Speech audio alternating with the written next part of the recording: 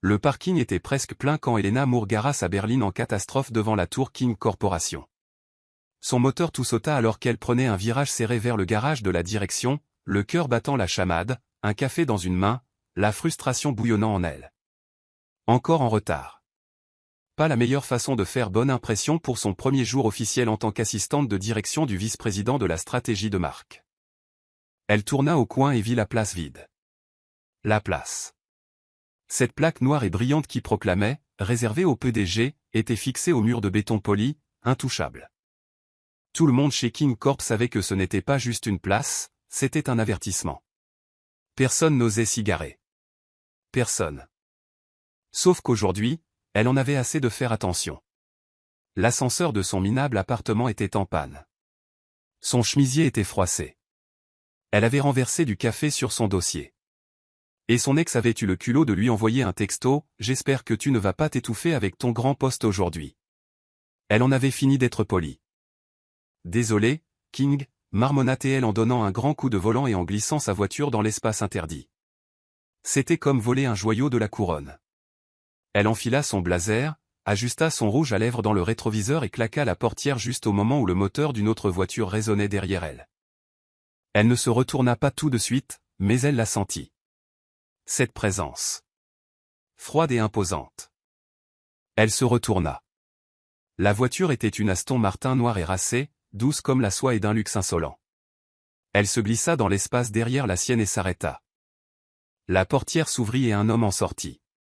Costume noir sur mesure, sans cravate, la chemise à moitié boutonnée comme s'il était parti précipitamment. Grand. Larges épaules. La mâchoire crispée. Ses yeux étaient de ceux qui pouvaient réduire une pièce au silence, d'un gris glacial, cerné par un chagrin qui n'avait pas sa place dans un garage. Il regarda sa voiture. Puis elle. Elle serra sa mallette et s'éclaircit la gorge. Oui, je sais. J'ai pris la place. Mais elle était vide. Premier arrivé, premier servi, non? Il ne dit rien. Se contenta de la fixer. Et pas de cette manière dragueuse et lourde de certains. Ce regard était de glace. Pas de la colère. Pas de la supériorité. Quelque chose d'autre. Elle s'écarta légèrement, mal à l'aise maintenant. Ce n'est qu'une place de parking. Il ne parlait toujours pas. Sa main referma doucement la portière de sa voiture, son regard ne la quittant jamais. Puis il passa devant elle, silencieux comme la mort, et disparut vers l'ascenseur. Les poils de sa nuque se hérissèrent. C'était quoi, ça? À l'intérieur du bâtiment, le hall de King Corp respirait le luxe. Sol en marbre blanc. Lustre en cristal. Les cadres se déplaçaient comme des fantômes. Tout le monde murmurait sur tout le monde. Personne ne savait vraiment rien. Elena essaya de respirer, mais son estomac se noua davantage. Elle scanna son badge et se dirigea droit vers l'ascenseur. Et bien sûr, sa chance. Il était à l'intérieur. Déjà. Il ne la regarda pas lorsque les portes se refermèrent. Pas une seule fois. Mais son silence n'était pas impoli. Il était lourd.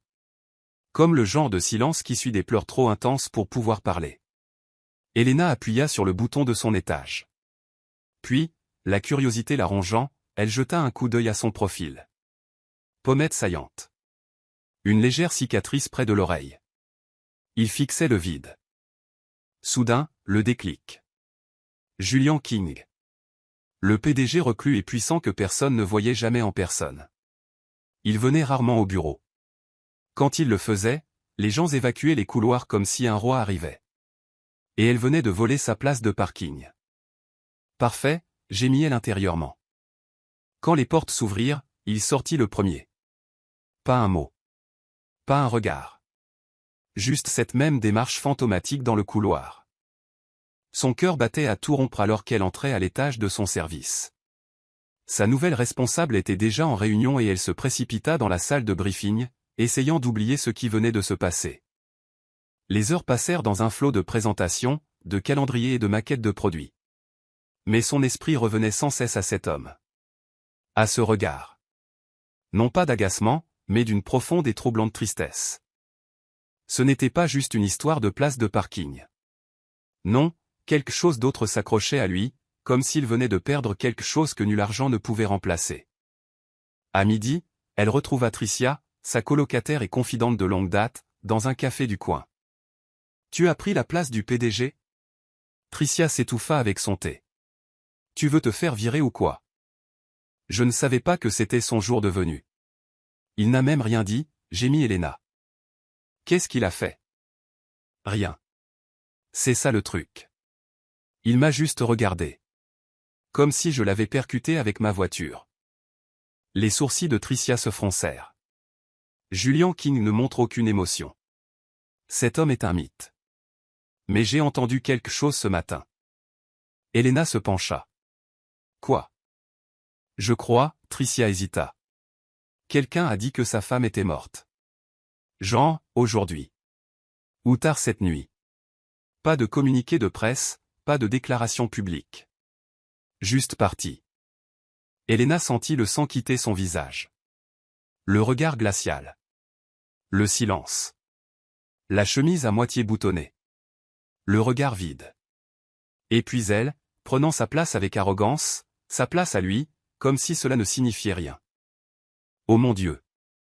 De retour au travail, elle passa devant l'étage de la direction et le vit à travers la paroi vitrée de son bureau. Il était assis seul. Le bureau était vide. Juste un cadre photo dans sa main.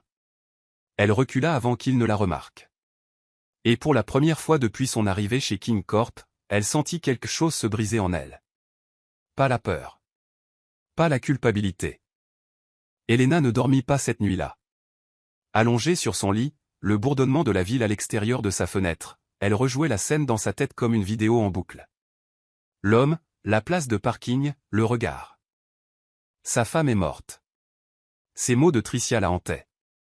Chaque réplique cinglante qu'elle avait imaginée lui semblait maintenant un couteau dans sa propre gorge. Elle avait défié un homme au plus bas de son existence et ne l'avait même pas vu. Elle ne connaissait pas sa douleur. Elle ne le connaissait même pas. Mais d'une manière ou d'une autre, elle ne pouvait s'empêcher de penser à lui. Le lendemain matin, elle arriva tôt. Ridiculement tôt. La place VIP était toujours vide. Elle ne la regarda même pas cette fois. Elle trouva la place la plus éloignée dans la section visiteurs et sprinta pratiquement jusqu'au bâtiment. Elle tenait 2 cafés, l'un noir, sans sucre. Les rumeurs de couloir disaient que Julian King aimait son café comme ça, s'il daignait en boire. Était-ce stupide? Oui. L'accepterait-il? Probablement pas. Mais la culpabilité a une étrange façon de faire bouger vos pieds avant que votre cerveau ne rattrape le coup. Elle se tenait devant l'ascenseur privé qui menait à l'étage de la direction, un espace où elle n'était normalement pas autorisée sauf sur convocation. Mais ce matin, elle avait été appelée. Par son nom. Un assistant du bureau de Julian King avait laissé une note sur son bureau. Monsieur King demande la présence de Madame Moore. 9 heures précises.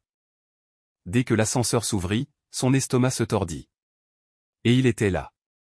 Encore. Grand, vêtu d'un autre costume noir sur mesure, celui-ci impeccable et maîtrisé, contrairement à la version débraillée de la veille. Il avait son manteau plié sur un bras et une tablette dans l'autre main, ses doigts glissant sur l'écran sans lever les yeux. Elle entra. Il ne parla pas. Ne hocha pas la tête. Ne parut même pas surpris. Il appuya simplement sur le bouton de l'étage de la direction et retourna à sa lecture. Les portes se fermèrent. Silence. Un silence pesant. Elena déglutit et tendit le gobelet de café comme une offrande de paix. J'ai pensé que vous en voudriez un. Noir. Sans sucre.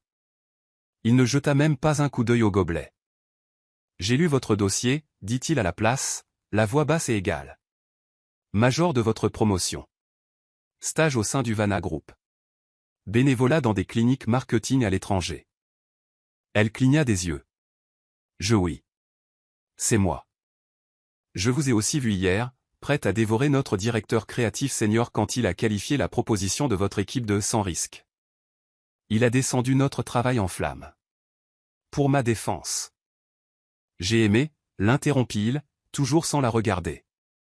Le cran. Pas la présentation. Elle cligna des yeux.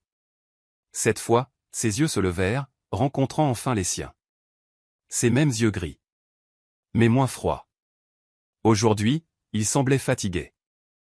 Vous n'avez pas peur de vous faire entendre, dit-il. Elle ne savait pas quoi dire. Alors elle tendit à nouveau le gobelet. Cette fois, il le prit. Il ne dit pas merci. Il hocha simplement la tête et but une gorgée. Le plus petit des gestes. Mais pour elle, c'était comme un pardon. Lorsque l'ascenseur s'ouvrit au 40e étage, elle sortit derrière lui, ne sachant que faire. Son assistante, une femme pâle d'une cinquantaine d'années aux cheveux grisaciers, attendait près des portes vitrées. « Mademoiselle Moore, dit-elle. Monsieur King vous recevra à 10 heures. Vous pouvez attendre dans la salle de conférence et en attendant. » Julian passa sans un autre mot. Mais juste avant que la porte ne se referme derrière lui, il s'arrêta. Et jeta un regard en arrière vers Helena. « Vous ne saviez pas, dit-il. » Elle cligna des yeux. « Pardon ? Hier. La place de parking. Vous ne saviez pas. » Elle sentit sa poitrine se serrer. « Non, admit-elle doucement. Je ne savais pas. Mais j'aurais dû réfléchir avant d'agir. Je suis vraiment désolé. » Un instant passa entre eux. Calme. Immobile.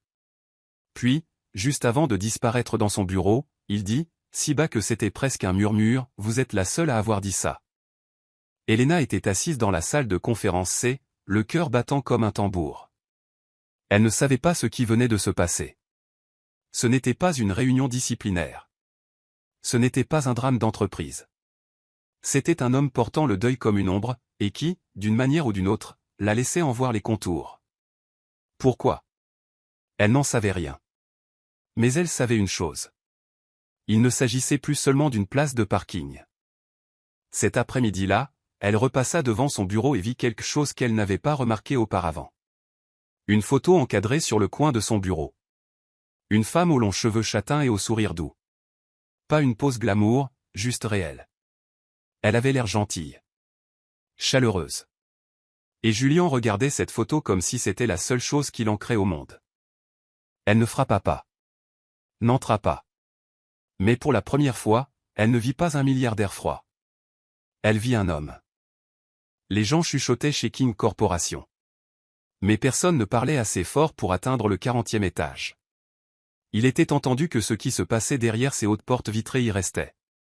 Et pourtant, des histoires fuitaient. S'infiltraient par les fissures comme de l'eau sous une porte verrouillée.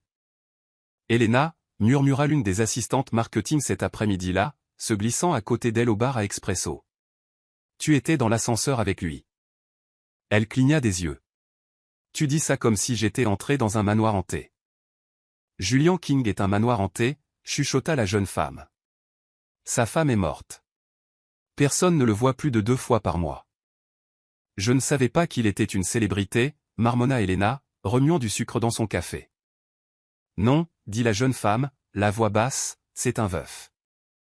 Helena se figea. Elle le savait déjà, en quelque sorte. La voix de Tricia résonnait dans sa mémoire. Mais cela rendait les choses réelles. Claire, continua la jeune femme, comme si elle racontait une histoire de fantôme.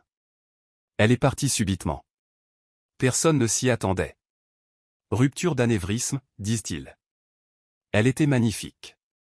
D'une grande douceur. Elle dirigeait une fondation pour l'alphabétisation. La gorge d'Helena se serra. La photo. Sur son bureau. La façon dont il la regardait comme si elle respirait encore.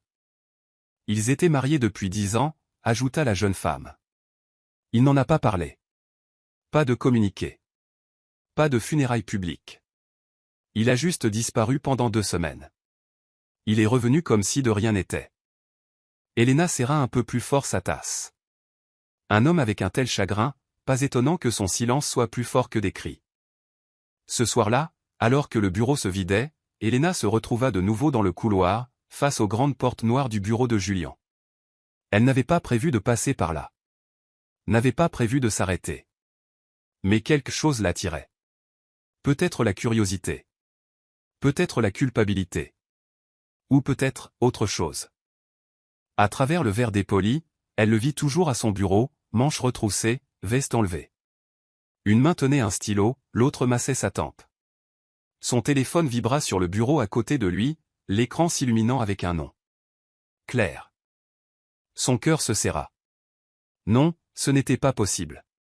Elle s'approcha, plissant les yeux. L'écran clignota à nouveau. Messagerie vocale de Claire, sauvegardée. Un frisson la parcourut. Il ne l'avait pas effacée.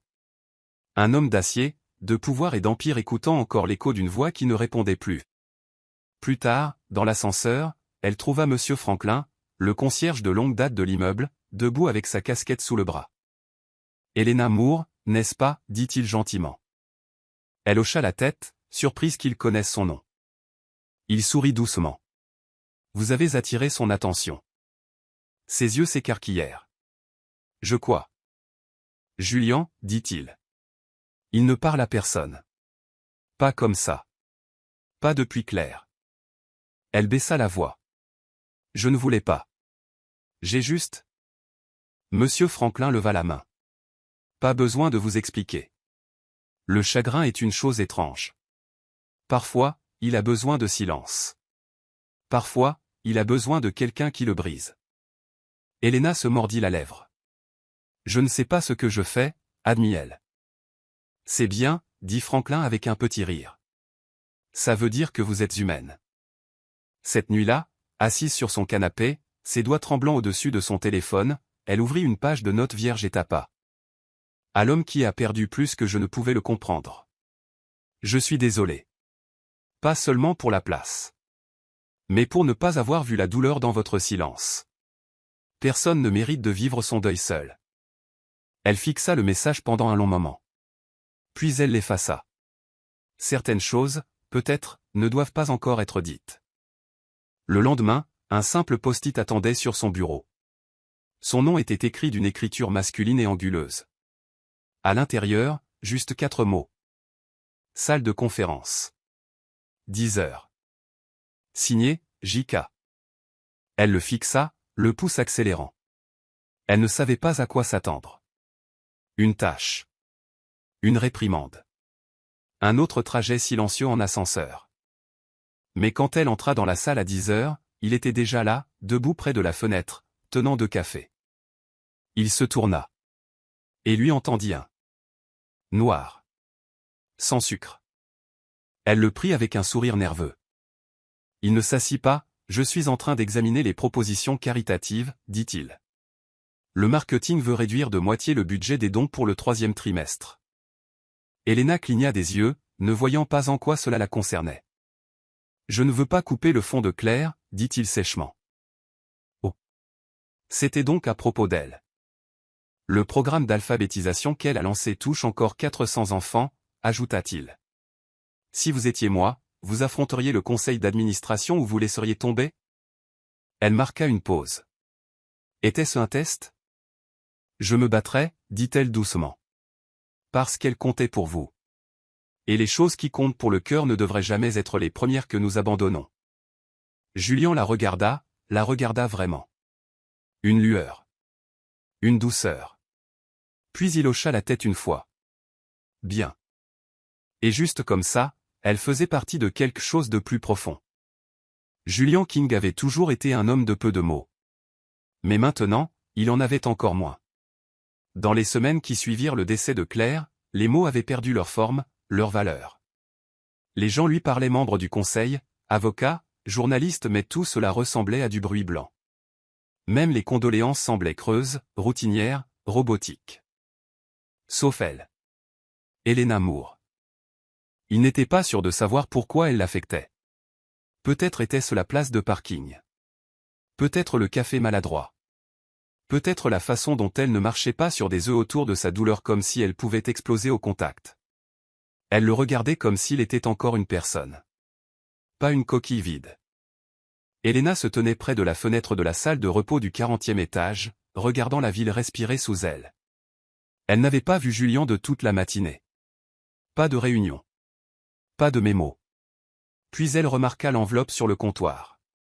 Son nom griffonné de son écriture anguleuse familière. Elle regarda autour d'elle. Personne. Elle l'ouvrit. À l'intérieur, une seule phrase dactylographiée. S'il ne vous restait qu'une heure avec quelqu'un que vous avez perdu, que diriez-vous? Pas de signature. Pas d'instruction. Juste ça. Sa gorge se serra. Elle ne savait pas s'il voulait une réponse littérale ou si cela faisait simplement partie de son processus. Pourtant, ses doigts tremblèrent alors qu'elle sortait un stylo et griffonnait. Je lui dirai que je suis désolé de ne pas avoir écouté davantage. Et je la remercierai de m'avoir aimé quand je ne savais pas toujours comment aimer en retour. Elle laissa la note là où se trouvait l'enveloppe originale. Plus tard dans la journée, elle avait disparu. Leur rencontre suivante n'eut pas lieu lors d'une réunion formelle. C'était sur le toit. Julien se tenait au bord, son manteau drapé sur son bras, fixant l'horizon comme s'il pouvait lui donner la permission de pleurer. Elena hésita à la porte, mais il lui fit un geste doux. « Vous montez jamais ici ?» demanda-t-il. Elle s'approcha. « Je ne savais pas que j'en avais le droit. » Maintenant, si. Ils restèrent ensemble en silence. Le vent caressait doucement ses cheveux. Quelque part en bas, des sirènes hurlaient faiblement. « J'ai dispersé ces cendres la semaine dernière, » dit Julien, les yeux toujours fixés sur le ciel. « Je n'ai invité personne. Je ne voulais pas d'enterrement. » Elle détestait les foules. La poitrine d'Elena lui fit mal. Elle ne dit pas « je suis désolée ». D'une manière ou d'une autre, cela semblait trop insignifiant. À la place, elle murmura « que lui avez-vous dit ?» La mâchoire de Julien se crispa. Puis se détendit. Je lui ai dit que je ne savais pas comment vivre dans un monde qui n'incluait pas son amour. Elena cligna rapidement des yeux, des picotements menaçant de faire surface. Et maintenant, demanda-t-elle doucement. Il se tourna vers elle. J'apprends, dit-il, la voix à peine audible. Lentement. Avec du café. Et des post-it. Et une fille qui ne bronche pas quand j'oublie comment être humain. Elle laissa le silence porter le poids de ses mots. Puis, sans réfléchir, elle plongea la main dans la poche de son manteau. Un carré de papier plié en 4. Une citation d'un livre qu'elle portait sur elle depuis la mort de sa mère. Elle la lui tendit. Le chagrin ne part jamais. Il ne fait que changer. Julien fixa les mots pendant un long moment. Puis, doucement, il replia le papier et le glissa dans son portefeuille. Le lendemain matin, Elena trouva une autre note. Réunion avec le conseil à 11h. Asseyez-vous à côté de moi. Ne les laissez pas démanteler le fond de Claire. C'était tout. Pas d'explication. Pas de formalité. Juste. Asseyez-vous à côté de moi. Et elle le fit. À l'intérieur de la salle de conférence vitrée, la tension était palpable. Les cadres débattaient de pourcentage et de marge. L'un d'eux suggéra de fusionner la fondation de Claire dans l'entité caritative plus large de l'entreprise pour rationaliser les opérations. Julien était assis en retrait, les doigts joints sous son menton, ne disant rien. Jusqu'à ce qu'Elena prenne la parole. Sauf votre respect, commença-t-elle, le cœur battant. On n'efface pas l'héritage de quelqu'un simplement parce qu'il ne correspond pas à vos projections trimestrielles. Toutes les têtes se tournèrent. Julien la regarda sans rien dire. Mais quelque chose dans son expression vacilla. De l'approbation. Peut-être même de la fierté. Un autre cadre argumenta. Elena répliqua. Puis, finalement, Julien se pencha en avant. Elle a raison, dit-il. Ce fonds n'est pas négociable. Sa voix était calme. Définitive. Et lorsque la réunion se termina, personne n'osa plus argumenter. Dans le couloir, Elena essayait de reprendre son souffle. Julien marchait à ses côtés, silencieux pendant un moment. Puis il dit. Elle vous aurait apprécié. Claire, demanda Elena. Il hocha la tête. Vous dites ce que vous pensez. Sans filtre. J'essaie, dit-elle. Vous vous êtes aussi suffisamment soucié pour écrire une lettre que vous n'aviez jamais l'intention d'envoyer. Elle manqua un pas, vous avez vu ça. Oui. Il s'arrêta, puis la regarda, vraiment. Je suis content que vous ne l'ayez pas envoyée. Je pense que le fait que vous l'ayez gardé pour vous avait plus de sens. Il se tenait devant l'ascenseur. Aucun d'eux ne bougea. Et puis, juste avant que les portes ne s'ouvrent, Julien murmura. Merci, Elena. D'être là, Même quand je ne l'ai pas demandé. La pluie tombait comme des aiguilles d'argent sur la ville, tapotant en rythme contre les immenses baies vitrées du dernier étage de King Corporation. Elena se tenait dans le hall, regardant l'averse, un dossier en papier serré dans ses mains et aucun parapluie en vue. Elle jura doucement. Elle oubliait toujours quelque chose le lundi. Cette fois, c'était la seule chose dont elle avait vraiment besoin. Son application de VTC plantait. Tarif majoré. Embouteillage. Tout conspirait contre elle. Derrière elle, l'ascenseur sonna doucement. Elle ne se retourna pas. Jusqu'à ce qu'elle entende la voix. « Est-ce que vous essayez toujours de fuir la pluie sans plan ?» Elle se tourna lentement. Julien se tenait là, son manteau anthracite déjà boutonné. Ses cheveux étaient légèrement ébouriffés par l'électricité statique de l'ascenseur, mais son visage était calme. Distant, et pourtant, familier. Elle esquissa un demi-sourire. « J'aime à penser que je suis spontanée. »« Où t'es-tu » ?»« Ça aussi, » admit-elle en haussant les épaules. Un autre grondement de tonnerre roula dans le ciel. Sans un mot, il passa devant elle et poussa la sortie latérale vers le garage souterrain. « Vous venez ou vous comptez attraper une pneumonie gratuitement ?» Elle n'hésita qu'un instant. Puis le suivit. La portière de sa voiture s'ouvrit avec un doux clic. Elle se glissa sur le siège passager de la luxueuse Aston Martin noire, déjà réchauffée par le moteur. L'air sentait légèrement la pluie, le cuir et quelque chose de cher qu'elle ne pouvait nommer. Julien conduisit en silence pendant quelques rues. La pluie tambourinait contre le pare-brise comme un battement de cœur régulier. Ses mains sur le volant étaient sûres, détendues, mais sa mâchoire était tendue. « Vous ne parlez pas beaucoup quand vous conduisez, » dit-elle doucement. « Je ne parle pas beaucoup quand je pense, » répondit-il. Elle lui jeta un regard. « Vous pensez en ce moment ?»« Oui. »« À quoi ?» Il ne répondit pas tout de suite. Puis, calmement, à la façon dont le deuil pousse les gens à faire des choses étranges. Elle cligna des yeux. « Je suis allé dans une librairie hier, » continua-t-il. Claire adorait cet endroit niché dans une ruelle sur Fortitude. Je n'y étais pas retourné depuis tout ça. Il prit une inspiration. Je suis entré. J'ai pris un livre qu'elle lisait tout le temps. J'ai senti les pages. Je me suis dit que si je restais assez longtemps, peut-être qu'elle entrerait aussi. Le silence qui suivit n'était pas gênant. Il était sacré. « Vous êtes resté longtemps ?» demanda Elena.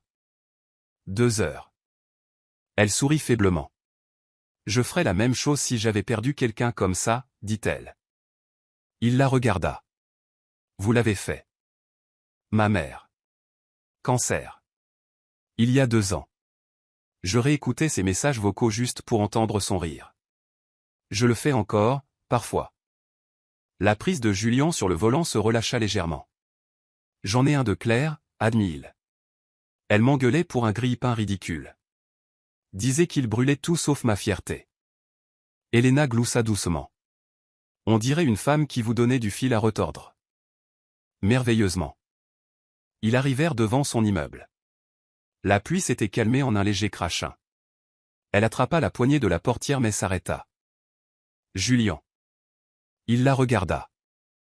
Si jamais vous voulez parler ou ne pas parler ou juste vous asseoir en silence et écouter la pluie ensemble, je suis là. Ses yeux rencontrèrent les siens. Pas froid. Pas sur la défensive. Juste fatigué. Et quelque chose d'autre. Quelque chose qui commençait. Merci, dit-il. Mais pour l'instant, je crois que j'ai besoin de m'asseoir en silence avec quelqu'un qui n'a pas besoin de me réparer. Alors vous avez choisi la bonne personne, sourit-elle. Elle sortit et referma doucement la portière derrière elle.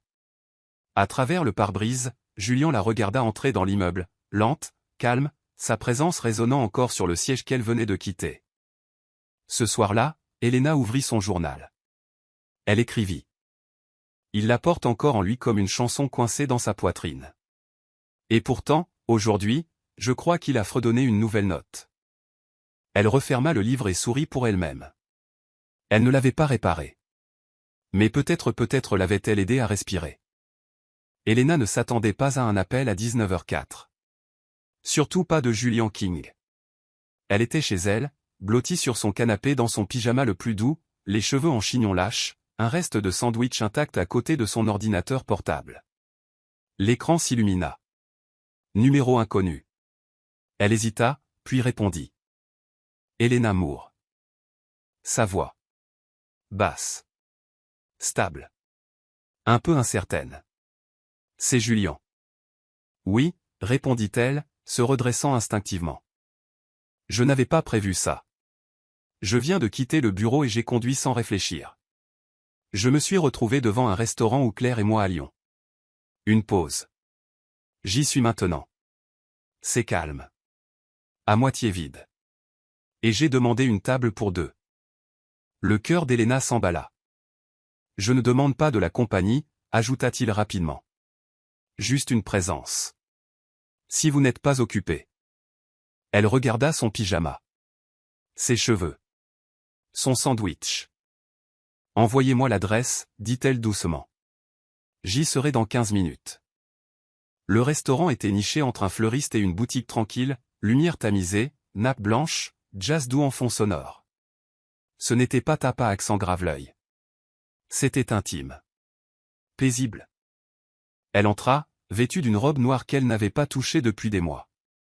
Simple, sans manches, modeste mais jolie. Son maquillage était léger, ses cheveux relevés. Il était déjà assis, sans cravate, juste une chemise noire ajustée, les manches retroussées jusqu'au coude. Une bougie vacillait entre eux.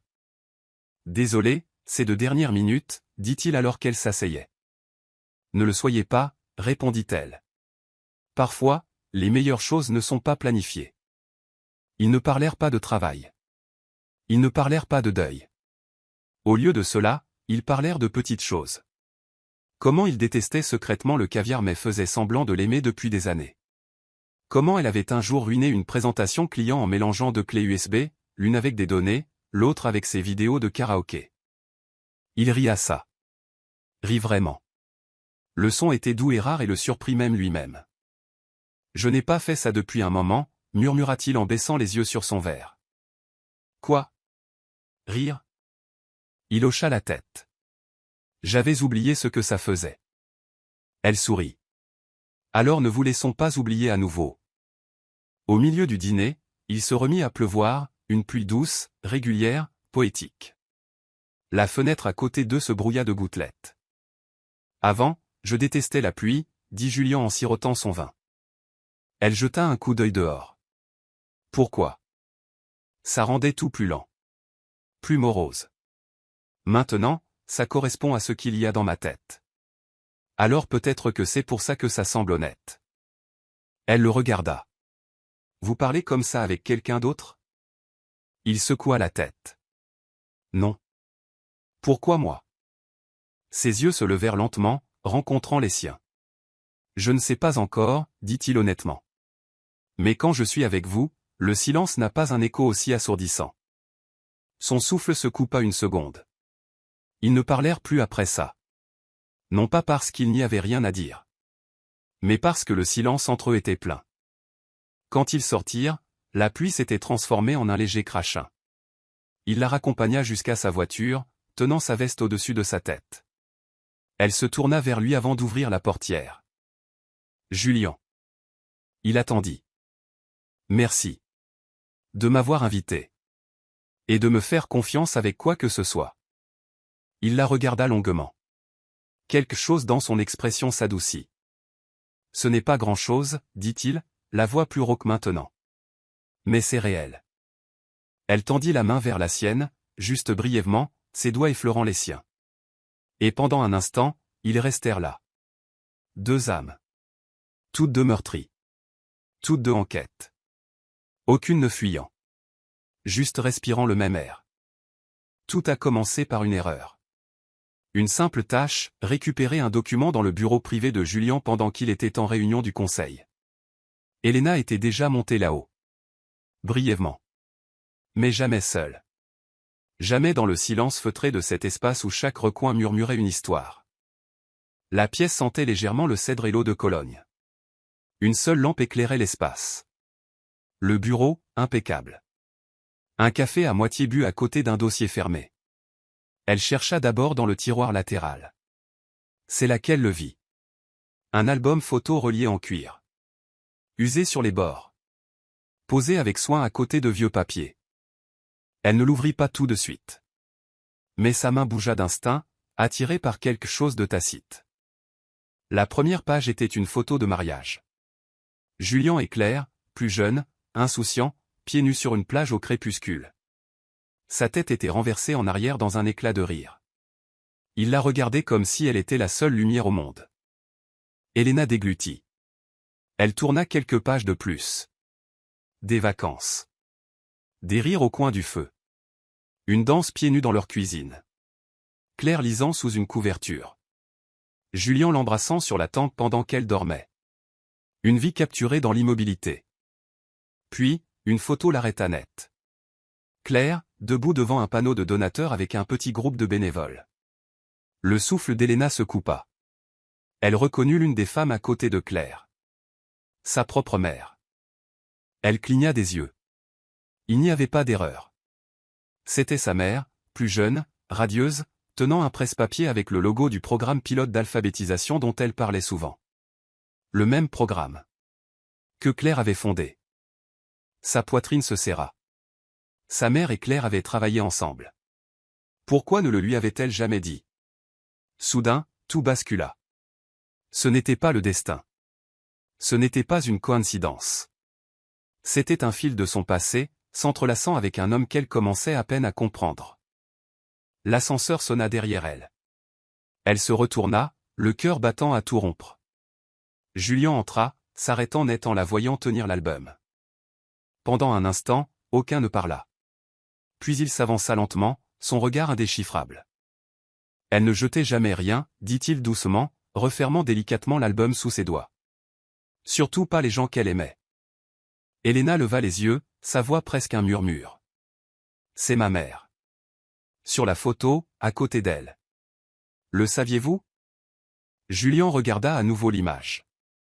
Elle était l'une des premières bénévoles de Claire. Elle parlait d'elle tout le temps. Disait qu'elle avait le feu en elle. Disait qu'elle lui rappelait quelqu'un. Elena déglutit. Elle ne me l'a jamais dit.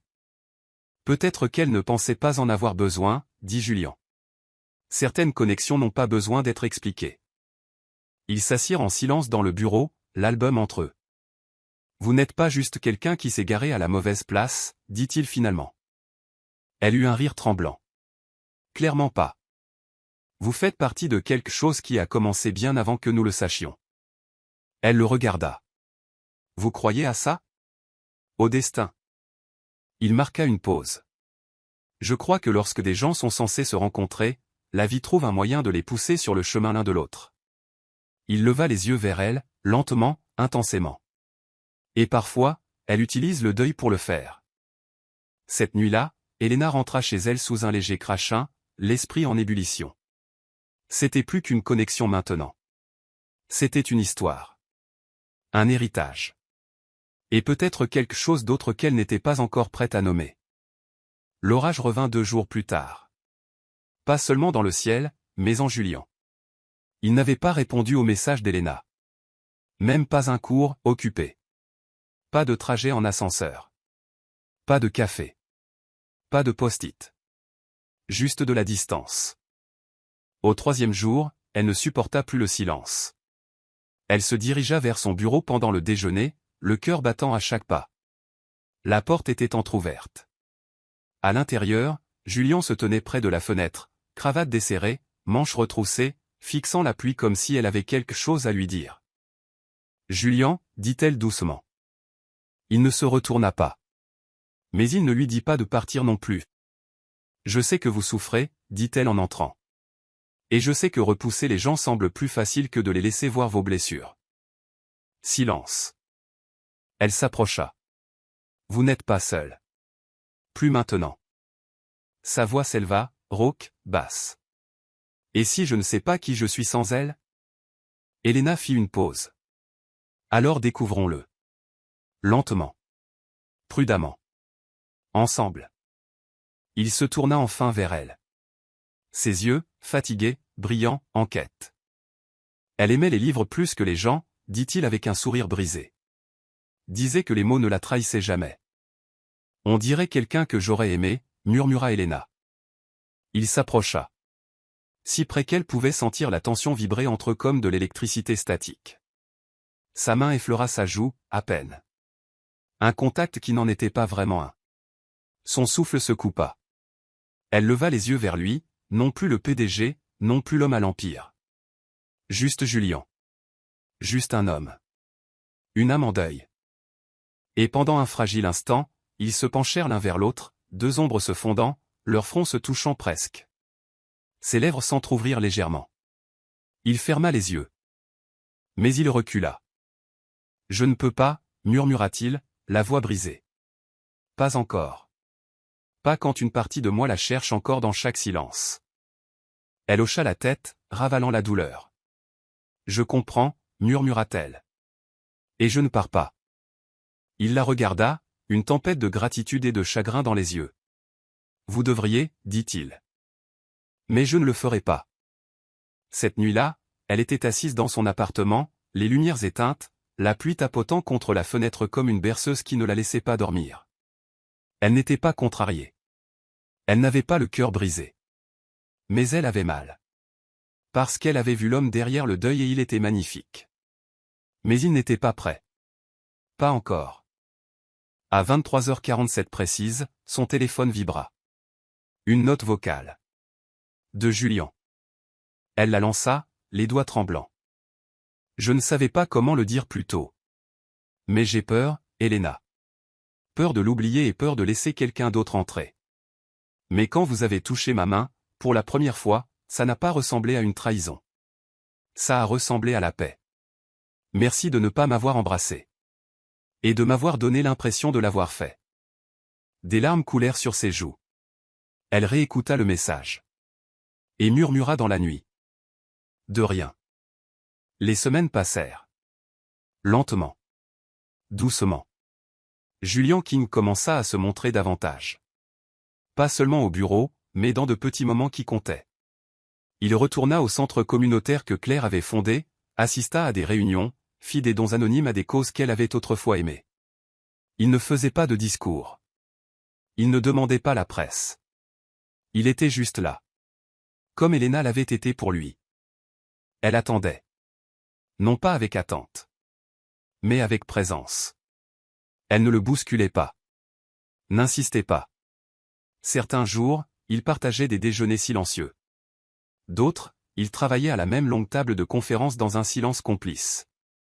Il y avait du réconfort dans la routine. Puis, un jeudi après-midi, quelque chose changea.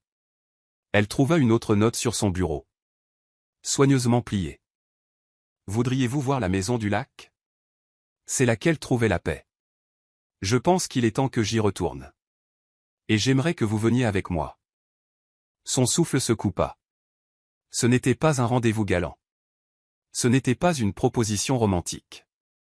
C'était une invitation dans son passé, et peut-être son avenir. Ils prirent la route un samedi matin.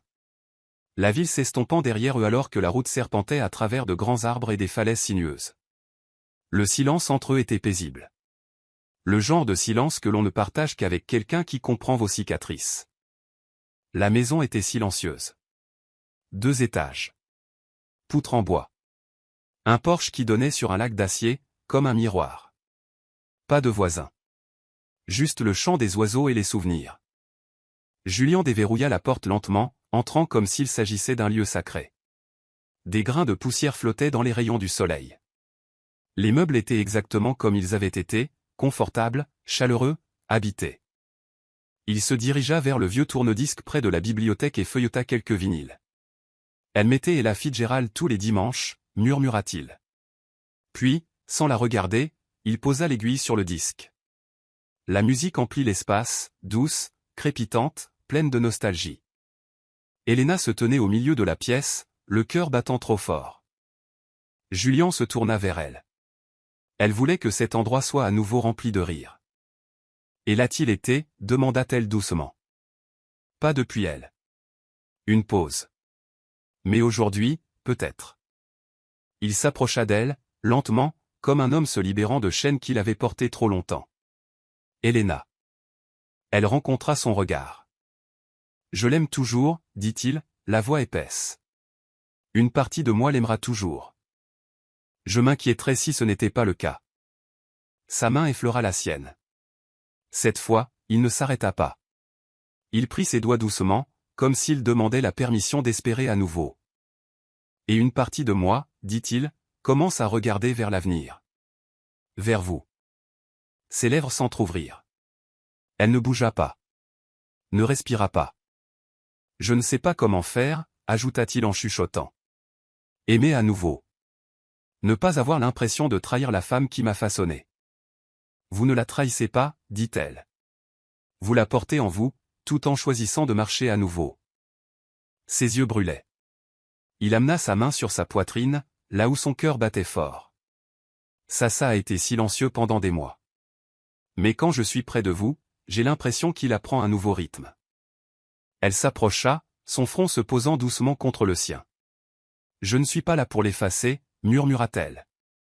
Seulement pour exister à côté de son souvenir.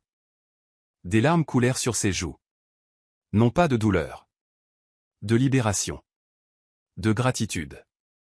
Et puis, enfin, il l'embrassa. Pas précipité. Pas fougueux. Juste chaleureux. Comme un merci enveloppé de soufflets de battements de cœur. C'était le genre de baiser qui ne disait pas « je te veux maintenant ». Il disait « je suis encore en train de guérir, mais je te veux dans cette guérison ». Ce soir-là, ils s'assirent sur le porche, regardant le lac scintiller sous la lumière mourante. Julian tenait sa main. Un feu crépitait à l'intérieur. Le vent sentait le pin et la terre.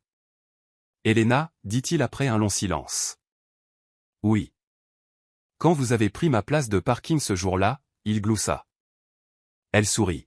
« Ça y est, on y revient. » Non, vraiment. J'étais furieux. Pas seulement à cause de la place. Mais parce que je revenais de l'hôpital. J'avais 5 minutes de retard. J'ai manqué les derniers instants où Claire était consciente. Les yeux d'Elena s'adoucirent. J'étais en colère contre le monde. Contre la vie. Et vous êtes arrivé, comme si vous vous fichiez éperdument de qui j'étais. Je m'en fichais, murmura-t-elle avec un sourire. Et c'est exactement ce dont j'avais besoin, dit-il. Elle posa sa tête sur son épaule. Ils restèrent ainsi alors que les étoiles apparaissaient, lentes et douces, comme la guérison. 3 mois plus tard. Le gala de charité de King Corp pétillait de champagne et de dons. Julian monta sur scène dans un costume bleu marine sur mesure, ayant l'air en tout point du PDG, mais plus doux maintenant. Plus chaleureux. Avant, je pensais que le deuil était la fin d'un chapitre, dit-il à la foule. Mais j'ai appris que c'est juste l'espace entre les pages. Il baissa les yeux vers le premier rang. Vers Elena. Et sourit. Le prochain chapitre est déjà en train de s'écrire. La ville s'étendait sous eux comme une mer de veines dorées, vibrant de vie. Elena se pencha en arrière sur le siège passager de la voiture de Julian. Le doux ronronnement de la route sous eux et la musique calme à la radio créaient un rythme entre leur silence. Elle le regarda de côté. Il avait l'air calme.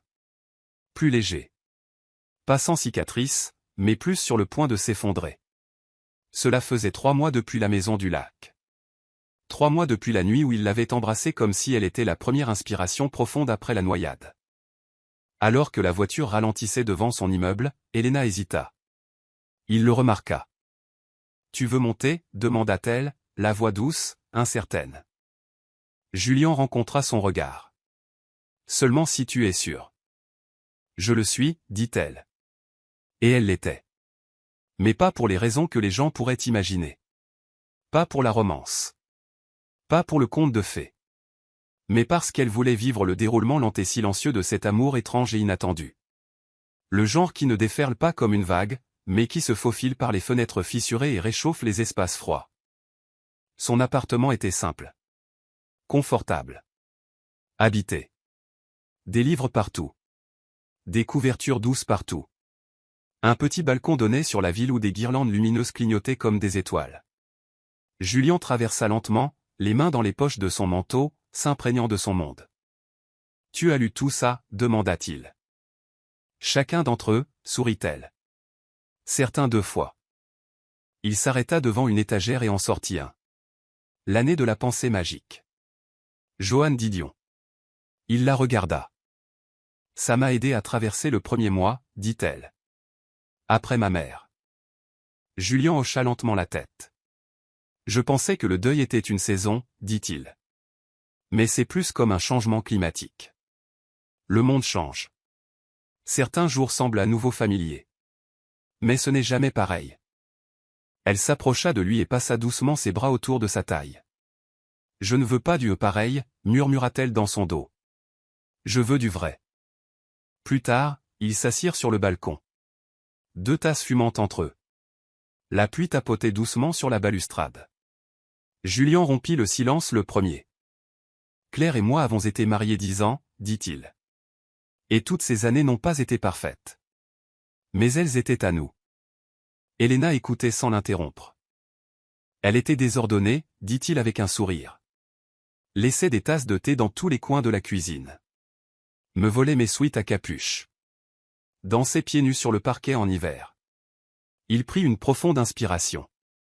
Je pensais que personne d'autre ne pourrait jamais exister dans ma vie après elle. Il se tourna vers Helena. Mais te voilà. Elle ne répondit pas tout de suite. Puis, avec précaution, je ne suis pas là pour remplir l'espace qu'elle a laissé. Il hocha la tête. Tu ne le remplis pas. Tu occupes une pièce qui t'est entièrement propre. Ils se regardèrent longuement. Puis il demanda doucement, tu as peur? Oui, admit elle. Parfois. D'aimer quelqu'un qui n'arrêtera peut-être jamais d'aimer quelqu'un d'autre. Il prit sa main. J'aimerais toujours Claire, dit-il doucement. Mais j'ai appris que les cœurs n'ont pas de limite. Ils s'étirent. S'agrandissent. Helena serra ses doigts. Et toi, ajouta-t-il, tu apprends au mien à grandir à nouveau. Cette nuit-là, elle ne lui demanda pas de partir. Et il ne dormit pas sur le canapé. Mais rien ne se passa. Rien de précipité. Ils restèrent simplement allongés, enlacés sous les draps doux, parlant doucement jusqu'à ce que les étoiles s'effacent à l'aube. De tout. De rien. Du genre d'amour qui se construit avec le temps, pas avec des feux d'artifice. 1 an plus tard, le porche de la maison du lac avait été réparé. Peinture fraîche. Nouvelle chaise. Mais le vent sentait toujours la même chose, le pain et les souvenirs. Helena se tenait pieds nus dans la cuisine, fredonnant doucement en déballant le panier de pique-nique. Julien était dehors, jetant des miettes de pain dans l'eau, regardant les canards flotter paresseusement. Elle sortit avec 2 verres de limonade, les rayons du soleil se reflétant dans ses cheveux. Te voilà devenue une femme d'intérieur, la taquina Théil. Elle leva les yeux au ciel. Dit l'homme qui a appris à plier le linge la semaine dernière. Il rit, d'un rire plein, riche, sans hésitation. Elle aimait ce son plus que tout. Ils s'assirent ensemble, les jambes étendues, leurs verres s'entrechoquant. Je pense encore à elle, dit-il après une longue pause. Helena hocha la tête. Je sais. Je lui parle parfois. Quand c'est calme. Quand je ne suis pas sûr. Est-ce qu'elle répond? Pas avec des mots, dit-il. Mais dans des moments. Dans ta façon de rire. Dans la façon dont tu me pousses à vivre. Helena posa sa tête sur son épaule. J'espère qu'elle est fière, murmura-t-elle. Julien se tourna vers elle, l'embrassa sur le haut de la tête. Elle l'est, dit-il. Plus tard dans la soirée, ils s'assirent près de la cheminée, les bûches crépitant doucement. Julien sortit une petite boîte en velours. Le souffle d'Helena se coupa. Il l'ouvrit, lentement. À l'intérieur, il n'y avait pas de bague. C'était un fin bracelet en or, simple, élégant, avec 2 petits noms gravés à l'intérieur, Claire et Helena. Toujours connectés. Toujours honorés. Elle le fixa, la poitrine serrée. Ce n'est pas une demande en mariage, dit-il doucement. Pas encore. Elle rit à travers ses larmes. Tu m'as fait peur. C'est une promesse, dit-il. Celle de ne jamais effacer ce qui a précédé. Et de ne jamais abandonner ce qui est là, maintenant. Elle le prit dans ses mains, l'embrassa et le glissa à son poignet. Je t'aime, Julien, murmura-t-elle. Je sais, dit-il. Et je t'aime aussi. Le dernier matin, alors que le soleil se levait sur le lac, Helena se tenait sur le porche avec une tasse à la main. Julien s'approcha d'elle par derrière, ses bras s'enroulant autour de sa taille. Le monde était silencieux. D'où? Il lui murmura à l'oreille, et maintenant, on va où? Elle se tourna dans ses bras et sourit. N'importe où, tant que tu y es.